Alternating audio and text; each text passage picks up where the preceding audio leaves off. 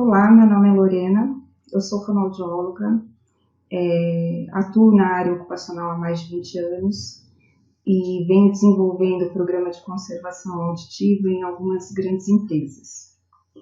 É um prazer estar aqui com vocês nesse congresso, né, ter essa oportunidade de falar um pouquinho mais sobre o que é um programa de conservação auditiva. Como o nome diz, né, Programa de Conservação Auditiva é um programa que visa a conservação da audição dos funcionários. Ele vai melhorar a qualidade de vida do trabalhador, ele vai identificar funcionários com problemas na audição, diagnosticar precocemente as perdas auditivas e adequar as empresas às exigências legais. Além disso, né, tem um outro lado, que é reduzir custos de insalubridade, redução de reclamatórias trabalhistas. Qual o principal objetivo, né, na prevenção? Quando você implementa um programa de conservação auditiva na sua empresa, né, eu acho que você tem que focar em duas coisas que são as principais. Primeiro, evitar que surjam novos casos de perda auditiva. Pessoas que entraram com uma audição normal e que passam a ter uma perda. E o segundo é evitar que aquelas pessoas que já têm uma perda auditiva se agravem, né? A empresa, ela é corresponsável com relação a isso. A gente sabe que a legislação, né, vigente, né, hoje, que preconiza a implementação de um programa de conservação auditiva, está na norma regulamentadora número 7, né, do Ministério do Trabalho, na NR9, na Portaria 19, na Ordem de Serviço 608 do INSS, Ministério da Previdência, e na Instrução Normativa do INSS DC 99. Essa legislação ela já existe há muitos anos, mas o que a gente costuma ver é que as empresas acabam não tendo essa preocupação. O fato de você ter ruído, né, fonte geradora dentro da sua empresa, acima de 85 dBs, já é um motivo para você ter a preocupação de implementar um programa. Né? A gente sabe que, inicialmente, a empresa ela visa, né, a redução de custos, né, economia com as suas despesas, enfim.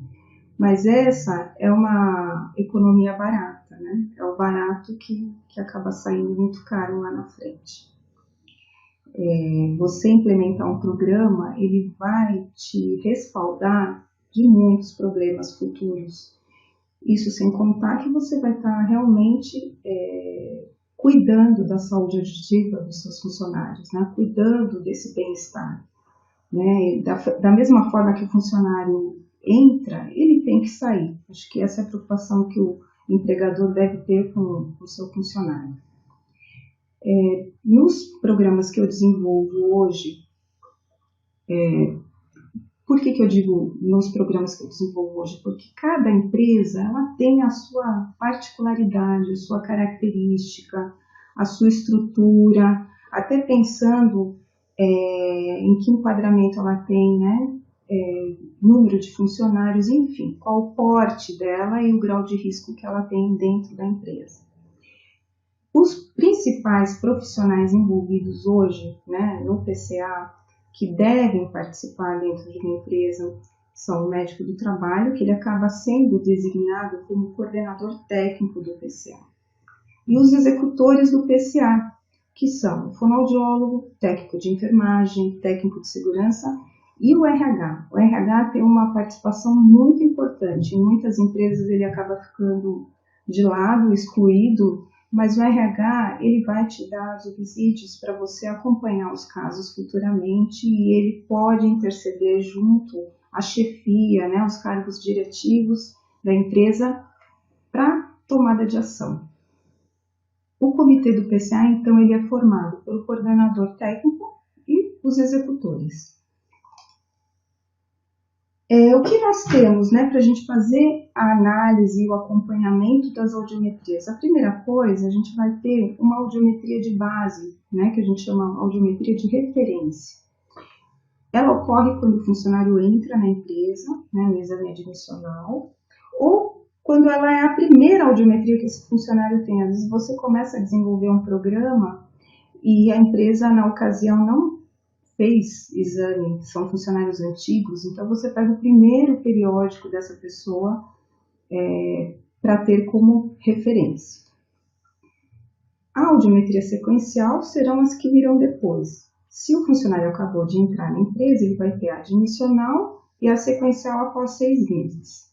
E as demais serão a critério do médico ou do nosso acompanhamento futuro feito, que a gente pode estar recomendando, no caso, uma audiometria semestral ao invés de ser anual. Os retestes a gente acaba fazendo quando você tem alguma dúvida na hora da realização da audiometria, né? E a gente recomenda sempre uma realização dentro de 15 dias desse reteste. O que pode gerar uma dúvida, né, na hora de realizar, de fazer esse exame? A gente sempre recomenda que o funcionário deva fazer o exame em condições ideais. O que seriam essas condições ideais? A pessoa ter tido uma boa noite de sono, chegar para fazer o exame em repouso acústico, não ter nenhuma doença que esteja ali naquele momento interferindo na sua condição física, estar bem alimentado, porque com fome o ruído do seu próprio corpo interfere na realização e na atenção para o exame. Não estar gripado, né, congestionado, que isso também pode interferir. E se no ato da realização do exame for constatada a presença de cera, né, presença de cerume aqui nesse canal auditivo, essa rolha de cera pode interferir no resultado. Então, essa pessoa vai ter que ser encaminhada para fazer uma lavagem e aí sim fazer o reteste em condições ideais. Quando nós fazemos o monitoramento audiométrico, o acompanhamento das audiometrias ao longo do tempo, o que a gente busca, né? Observar, mesmo em audiometrias normais, se houve alguma piora, né, nos limiares auditivos. Como é que a gente faz essa análise? A média, né, é feita através das frequências de 3, 4 e 6, do ouvido direito e ouvido esquerdo. É considerado uma piora quando há uma diferença entre as audiometrias sequenciais com uma média superior a 10 decibéis. Então, por exemplo, o funcionário entrou e fez uma audiometria admissional e a média dele deu 10. No ano seguinte, ele vai fazer o periódico, vai fazer sua audiometria sequencial e a média dá 20. Eu já posso considerar que houve uma piora nessas médias, né? Sempre igual ou superior a 10 decibéis. Mesmo que a audiometria inicial seja normal e a sequencial também seja normal, eu ainda assim já posso dizer que está havendo uma piora, mesmo que ainda esteja dentro do nível de normalidade do resultado da audiometria. Então eu tenho que ter esse olhar, porque isso já é um indício de que pode estar havendo um agravamento da audição dentro da empresa. Quando eu já tenho uma perda auditiva e essas médias ultrapassam esses 10 decibéis de diferença e a perda se agrava, é o que eu considero um agravamento, ou seja, a perda já estava identificada como um desencadeamento de alteração auditiva e ainda ele tem um agravamento. Tá? Então, esses casos vão ter que ficar sob o nosso olhar com maior atenção. Quando nós desenvolvemos um programa e a gente tem que justificar, né, para o nosso empregador, e ele também tem que valorizar, né, a existência desse programa, quais são as duas coisas principais que a gente consegue identificar nesse acompanhamento, nesse monitoramento audiométrico. É o que a gente fala que a gente consegue separar o joio do trigo, né? Identificar aquelas perdas que são de fato ocupacionais daquelas que não são. Então, hoje em dia, se usam duas nomenclaturas, né, que antigamente os que já atuam na área há muito tempo devem conhecer a PAIR, né? Hoje em dia não se usa esse termo, se usa PAINPSE, que quer dizer o quê? Perda auditiva induzida por níveis de pressão sonora elevado. Então, essa é a perda que tem características ocupacionais. E o PANO, que é perda auditiva não ocupacional, ou seja, a gente consegue separar, fazendo o monitoramento, acompanhando essas audiometrias, aquilo que tem um aspecto ocupacional daquilo que não tem. Isso é fundamental para a empresa e é fundamental para o funcionário. Por quê? Muitas vezes o funcionário tem alguma alteração, mas é um problema físico dele, alguma questão clínica, por algum motivo metabólico, alguma doença crônica, ele pode vir a ter uma piora auditiva. Mesmo se utilizando EPIs adequados, se fazendo um acompanhamento, você observa que essa pessoa tem uma piora. E aí tem que ser feita toda essa investigação. Qual que é o nosso fluxograma, né? Como é que a gente segue, né, esse acompanhamento? Primeira coisa é ver qual é a áudio de base, né? Se ela é normal ou é alterada. Na sequência, né, observar as áudios que foram realizadas, todas as áudios periódicas, né? E visualizar se a áudio é normal, né? Ou se ela está alterada. Se se manteve normal, ótimo. Será feita a avaliação periódica no ano seguinte, de acordo com a determinação, juntamente com a equipe, né, desse comitê do PCA. Essa avaliação pode ser semestral ou anual. Se ela for alterada, a gente vai ter que realizar um reteste inicial para confirmar esses resultados. Como eu já disse anteriormente, embora a gente tenha dados objetivos, a audiometria ela tem dados subjetivos, porque ela depende das condições físicas daquele funcionário, né? Como ele estava no momento da realização. Além disso, se certificar que o local onde ele fez essa audiometria também está nas condições ideais.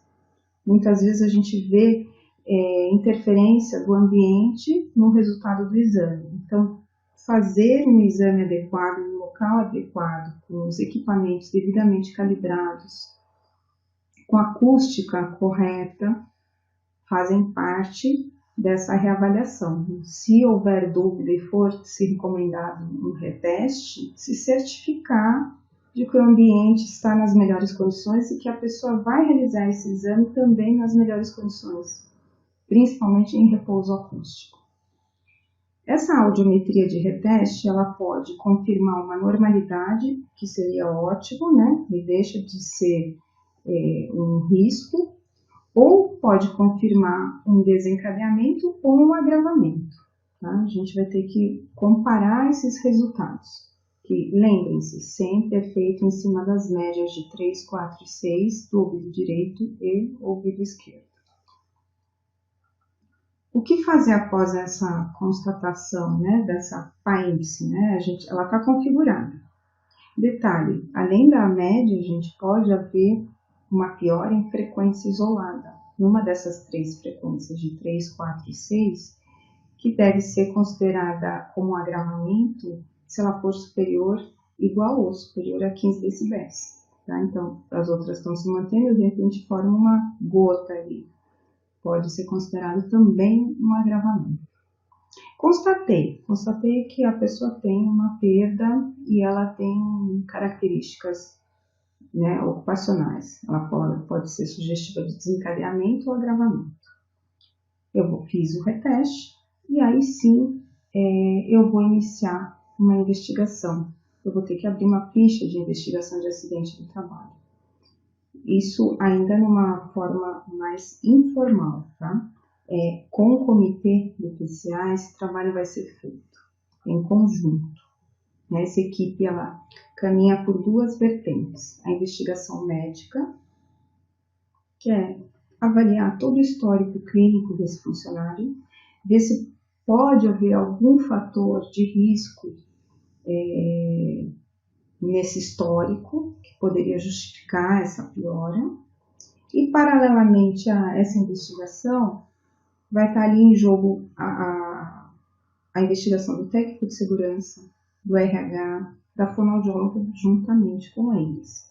Então, você pode estar observando se essa pessoa está fazendo turno estendido, hora extra, se ele, por algum motivo, teve que ser deslocado para outra atividade e isso não foi informado, se ele, por alguma razão, não está utilizando o EPI que foi recomendado, enfim. Essa investigação vai ter que ser minuciosa e vai ter que ser em conjunto.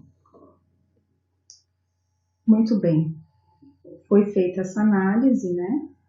E cabe ao médico responsável definir se há ou não um nexo causal que justifique, né, a perda auditiva. Se não, esse documento vai ser arquivado no prontuário do funcionário, essa investigação realizada.